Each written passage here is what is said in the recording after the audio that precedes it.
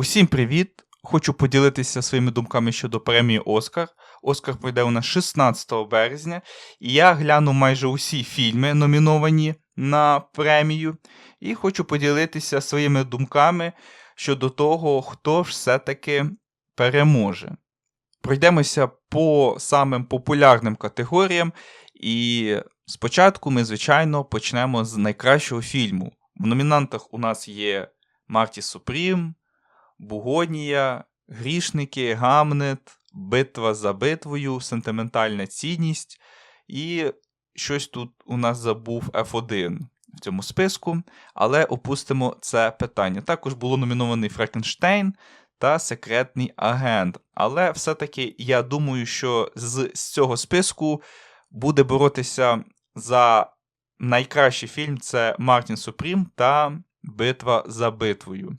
І, на мою думку, суб'єктивну, перемогу отримує Битва за битвою, тому що це режисер Пол Томас Андерсон, який є дуже талановитим, він чудово передав сценарно свою думку. Багато хто думає і зробив висновок, що фільм має багато повісток, на що я зовсім не згодний. Так, може, на початку вона якось легенько показувалася, але потім Пол Томас Андерсон з героїв зробив антигероїв, і їхні дії можна спокійно підкидувати під статтю тероризм. І протягом фільму можна спокійно побачити, то, що добрих чи якихось позитивних персонажів у фільмі немає, крім двох персонажів. Це самого тренера та дочки головного героя. Операторська зйомка, саунд-дизайн, сценарій, розкриття персонажів – все було на висоті. Також я бачив коментарі щодо того, що фільм є нудним, з чим я зовсім не згодний, адже фільм дуже динамічний. Пол Томас Андерсон чудово проробив роботу з цим, адже фільм де 2 години, більше 2 годин 30 хвилин, але я його глянув на одному подиху. Прямим конкурентом цього року є цьому фільму Мартін Супрім у главній ролі Тімоті Шаламе, який прекрасно зіграв свою роль, але в цьому фільмі не вистачає деяких речей, те, що є у фільмі «Битва за битвою». Але фільм чудовий і заслуговує боротися за цю номінацію. І у підсумку кращий фільм я прогнозую переможе «Битва за битвою» режисера Пол Томаса Андерсона. В номінації «Найкраща чоловіча роль» у нас номіновані Майкл Бі Джордан, Леонардо Ді Капріо, Ітан Хоук, Тімоті Шаламе та Вагнер Моура. І, на мою суб'єктивну думку, в цій номінації буде боротись лише Леонардо Ді Капріо та Тімоті Шаламе.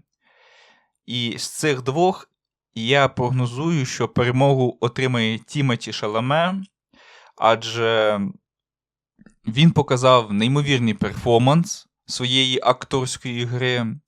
Марті Супрім – прекрасний фільм через саме нього. Він розкрився, він показав, що він чудовий актор, він талановитий актор і може тримати на собі увагу протягом всього фільму. «Битва за битвою» – це кардинально інший фільм, де Леонардо Ді Капріо, йому приділили не так багато часу, адже там Леонардо Ді Капріо не центральна фігура, що не скажеш про Марті Супріма. Через це, я думаю, що переможе Тімоті Шаламе у своєму фільмі «Марті Супрім». В номінації «Найкраща жіноча роль» у нас тут, знаєте, тут не буде ніякої інтриги. Поборотися за найкращу жіночу роль могла Емма Стоун у фільмі «Бугонія» та Рената Реїнсве «Сентиментальна цінність». Але в Емми фільм не дуже якісно сюжетно, що не дає їй розкритися. Вона дуже талановита акторка. А у фільмі Рената в сентиментальній цінності не сильно вразила своєю акторською грою. Через це, ну я не знаю, я не сумніваюся, що перемогу отримає Джесі Баклі, яка знялася у фільмі Гамнет. В неї була причудова акторська гра. Сам фільм може комусь здатися нудним, але там такий сценарій. Тут, знаєте, не для кожного. Але Джесі Баклі показала причудовий перформанс. Вона у самих важливих моментах у фільмах показала максимум. І це була дуже чудова і прекрасна акторська гра. В номінації «Найкращий фільм на іноземній мові» дозволю собі такий прогноз: переможе «Сентиментальна цінність» режисера Йокіма Трієра. Чудовий фільм, чудово розкриває сімейну проблему, хтось знайде себе в цьому фільмі. Прекрасний акторський склад, чудова гра Стеллана Скаргарда, він прекрасно зіграв. Ну і всі актори дуже себе чудово показали. І я впевнений, що саме «Сентиментальна цінність» забере статуетку в цій номінації. В номінації «Найкраща чоловіча роль другого плана» тут справи складаються дуже цікаво, тому що я вважаю, що тут два фаворита. Це Шон Пенн, який знявся «Битва за битвою», та Стеллан Скаргард «Сентиментальна цінність». Вважаю, що між ними двома буде розіграна номінація. І я б віддав би все-таки статуетку Шону Пенну, тому що, на мій суб'єктивний погляд, у нього набагато кращий перформанс, ніж у Стеллана Скаргарда. Але Стеллан Скаргард 100% буде боротись за цю статуетку, тому що в його фільмі він теж не гірше зіграв. Але розумієте, в чому ситуація? Шон Пенн знявся з Леонардо Ді Капріо, і коли я дивився цей фільм, Шон Пенн просто з'їдав акторські Леонардо Ді Капріо, не даючи йому зовсім простору для маневру.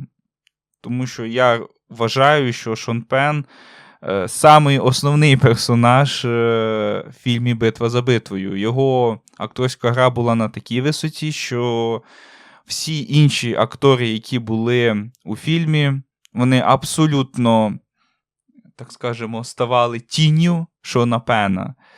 Прекрасна акторська гра, напевно, один з найкращих перформансів цього року. І я був би радий, якби він забрав цю статуетку. В номінації «Найкраща жіноча роль другого плана» тут, напевно, сама неочікувана буде статуетка, тому що на різних церемоніях отримували різні люди. Десь перемагала Еммі Медіган у фільмі «Зброя», десь Тіяна Тейлор «Битва за битвою», а десь Вунмі Масаку з фільму «Грішники». Але я думаю, що на церемонії Оскара все-таки дадуть Тіяні Тейлор за фільм «Битва за битвою». Ну і інші номінації, як найкраща режисура, найкращий монтаж, операторська зйомка, найкращі наряди у фільмі. Це все буде, я думаю, розігруватися між двома фільмами, а саме «Битва за битвою» та «Грішники». 95% саме ці фільми будуть забирати ці номінації. І, в принципі, ось такі у мене прогнози щодо премії «Оскар». Звичайно, є там найкращий мультфільм, короткометражка. Я хотів акцентувати увагу і зробити такі прогнози саме по самим таким важливим номінаціям суто для мене, та й, думаю, і для вас. хотів зробити це відео без спойлерів, легенько пройтися по кожному. Раджу ознайомитися з цими фільмами, бо вони вартують вашої уваги. Цього року вийшли дійсно хороші фільми, і вони дійсно заслуговують на цю премію. Побачимось!